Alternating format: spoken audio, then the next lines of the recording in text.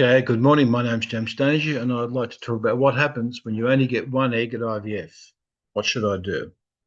This talk was prompted by a publication I came across recently, published in Australian and New Zealand Journal of O&G, where they suggest that IVF, traditional IVF, is probably better than ICSI when you only have a single oocyte. So, by way of welcome and disclaimer, my name is James Stanger. I'm a PhD and I've been an embryologist with more than 50 years' experience. These videos using my FertAids YouTube channel are my attempt to bridge the gap between information you may need for your fertility treatment and the most recent publications available to your clinic staff. I'm not a medical person, and this information is not medical advice, but it may help you in knowing what questions to ask about your treatment with your doctor, and maybe to help in understanding the advice and outcomes that you receive. So finally, this page has been allocated to potential supporters of IVF Daily. Whilst I'm just starting out, this page is a good place to promote your company clinical product. In supporting the IVF Daily channel, your support may mean an IVF client becoming a better informed IVF client. You can click subscribe or become a sponsor, or just make a donation to help others on their fertility journey. So IVF is based on lots and lots of follicles. In a natural cycle, both at home and for IVF, you normally only develop a single follicle. Natural cycle IVF is based on not using any drugs and recruiting only a single follicle. For younger women, your chance of conception is about 10 to 15, maybe 20% per month, which is roughly what happens at home. Standard IVF, however, using lots of drugs, is based upon recruiting lots of follicles to recover lots of eggs to make lots of embryos. When you put back all those embryos until you have a pregnancy, the chance of pregnancy, your cumulative chance of conception, is somewhere between 40 and 60% if you are under 35. But it doesn't always work this way. So what happens when you only recruit and recover a single follicle pickup? Unfortunately, it's quite a dilemma. Fertilization either will occur or will not occur. It's very binary. But your clinic will offer you two chances of how to inseminate your single egg. First off, you have to say, though, that if you cover only a single egg, this is unusual. It suggests that your ovarian reserves are low. It occurs more frequently in older women. And egg quality does unfortunately diminish with age, as does the incidence of chromosome issues. While every cycle is different, but usually the number of eggs recovered in future cycle will remain low. So it's really unusual to have a cycle where you collect one egg in one cycle and 10 or 15 the next. Very rare.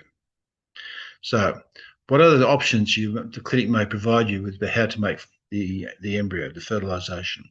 The first is a natural cycle IVF, where you place an egg in a dish and add sperm to that and let the sperm negotiate the passage through the coating of the egg and fertilize it. In this way, the best sperm fertilizes the egg in a normal way, and there's no potential damage to the egg, but you also have no control over where the fertilization occurs. ICSI, or intracytoplasmic sperm ejection, is a proactive technique where the scientists will pick up a single sperm which they believe looks viable and healthy and inject it directly into the middle of the egg, the cytoplasm of the egg, and hopefully that sperm will then initiate the fertilization process. The risk, of course, is there's not a normal way of fertilizing an egg. It isn't you can't guarantee it's the best sperm available, but the real risk is that there is potential that you may damage the egg due to the injection process and the egg is damaged and lost. Injecting sperm this way does not guarantee fertilization, and there is a cost to that, which is usually financial. Surprisingly, there are few publications on this topic, and most doctors will wish to be proactive and recommend ICSI if they know there's only a single follicle growing and there's a likelihood of only a single egg at egg recovery. So what does the data show? Well, 3 recent publications have looked at this problem. The first is, as suggested on the title page, an article in the Australian and New Zealand Journal of O&G, where they suggest that looking at the fertilization rate with IVF, it meets all the parameters. It doesn't compare ICSI, it's just looking at the standard for IVF. So they looked at 304 cycles where there was a single egg inseminated with conventional IVF, and 209 cycles achieved normal fertilization and 69 did not.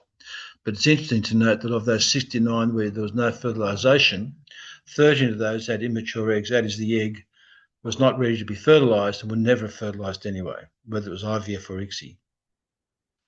But they did show that the pregnancy rate per pickup, that is where the eggs were collected, was 1 in 10, and 12% if you can consider it per transfer. Roughly, this is the same rate that you would get at home.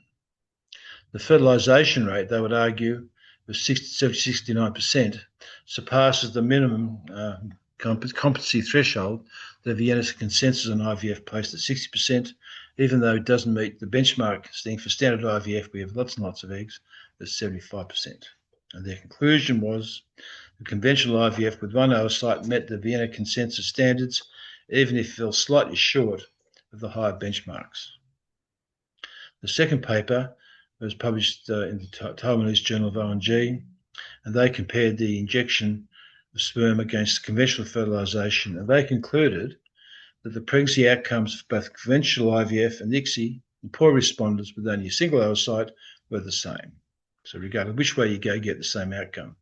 However, they did note that the fertilisation rate of mature eggs in ICSI was significantly lower than the IVF group, where you're only looking at mature eggs. And this observation has been made in many other publications as well. In other words, ICSI, injecting a mature egg with ICSI, gives you slightly fewer embryos than if you add sperm to a mature egg.